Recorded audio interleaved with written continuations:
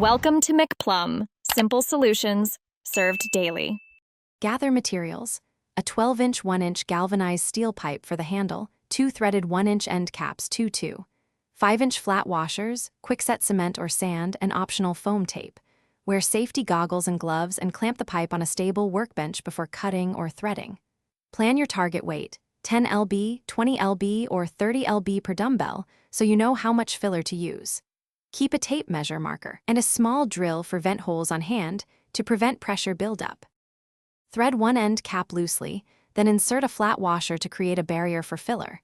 Repeat on the other side to center the chamber. For sand filler, pour 2 to 4 cups at a time and test weight until you hit the desired 10 lb, 20 lb, or 30 lb mark. Tamp firmly to remove air. For cement, mix quickset at manufacturer ratio, pour, and rotate the pipe slightly to avoid voids. Seal the final end, cap tightly, and wipe excess material from threads. Once cured, remove any burrs and wrap a 3/5-inch center grip region with 1/8-inch foam tape or athletic tape to improve comfort and prevent slipping. Inspect end caps and the filler chamber for movement or leaks.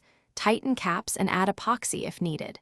Begin using the homemade dumbbell in controlled sets, increasing load by 5 lb increments and monitoring for unusual sounds or loosening. Store indoors, periodically red-tighten caps, and recheck tape and seals after heavy use. Thanks for watching. Stay juicy and subscribe.